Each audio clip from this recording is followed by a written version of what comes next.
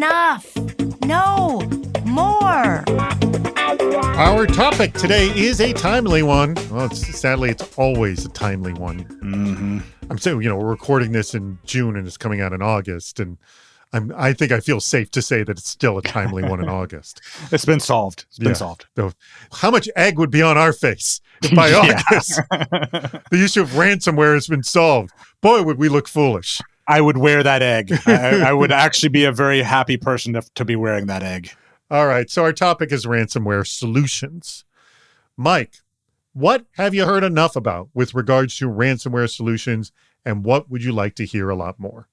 So I think the thing that I hear the most about ransomware isn't so, I guess you could actually look at it as a part of a solution, which is so much of the discussion is around whether or not to pay the ransom. If you should pay the ransom or not, everyone's going to give you second thoughts regardless of what you decide. And there's so much discussion around that, just the ransom itself. And so the flip side, it doesn't help people prepare. So I'd like to hear less about the sensational side of it that's just not helping anyone. What I'd like to see more of is discussion around actionable capabilities, things that companies can actually do to make them resilient to current ransomware. Ransomware is different than the way it was the last time Bruce was on the show 2 years ago. It's evolved in that period of time. So we really need to talk about what's latest in terms of ransomware and keeping that up to date, both from a prevention and at least rapid recovery perspective. Heck, isn't that what we're supposed to talk about in cybersecurity anyways? Like with threats in general? Think. Yep. All right, Bruce, I throw this to you as well. Start off, tell me what you've heard enough about, and what would you like to hear a lot more?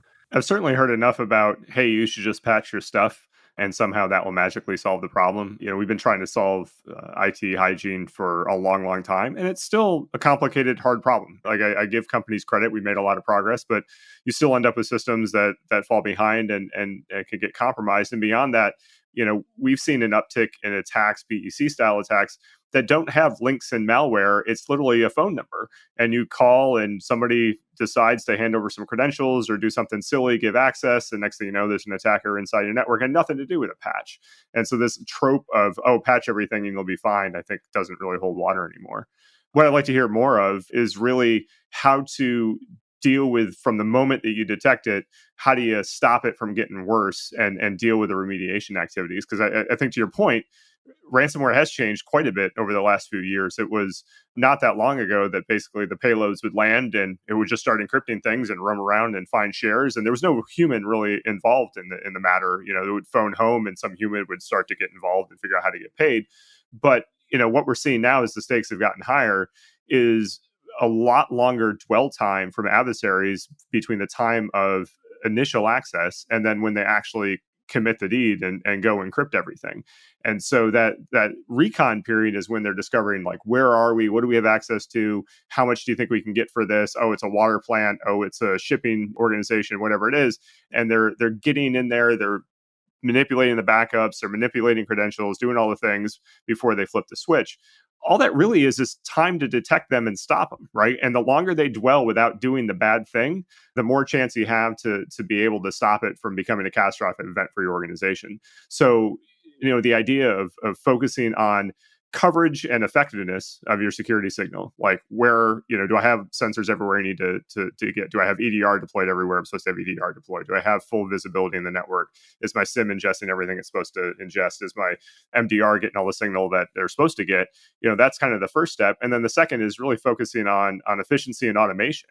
Because once you detect them, you got to move fast, right? Because what you don't want them to do is flip the big switch that says encrypt. Because from that point forward, it's a public event, right? Like you're going to have to deal with it. And it's a fire that there's no hiding from.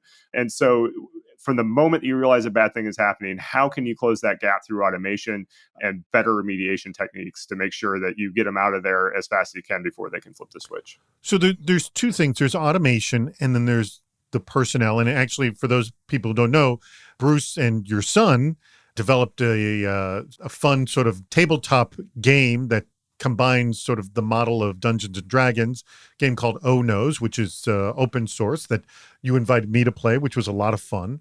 And I'm interested to know, with the sort of the combination of In your experience, and I know detecting threats and moving fast is what Expel does, what have you seen in your experience with this rise of ransomware of what works for moving fast and what does not?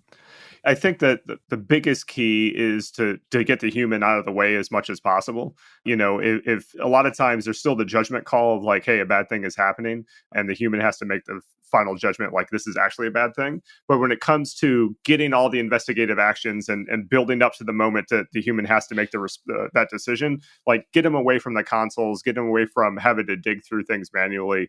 The thing that we do is everything we do is via API and automatically fed to our analysts so that they can just get all the information at once, make a decision quickly, and then press the big button to start the remediation process. And so, I still believe firmly like the humans need to be in the loop, but only for that little decision to say, yeah, this is really a catastrophic thing, and then let the robots do everything else. And that's where we've really seen the most success because the adversaries they're not dumb. And if they realize that they've been had, they're just going to try to be faster than you, right? And they have pretty good C2. And so if you're not eradicating them quickly, they could still flip the switch and cause a really bad day for you. Can I dig a level deeper on this automation part? Sure. What is the element of automation that you have found to be the most critical?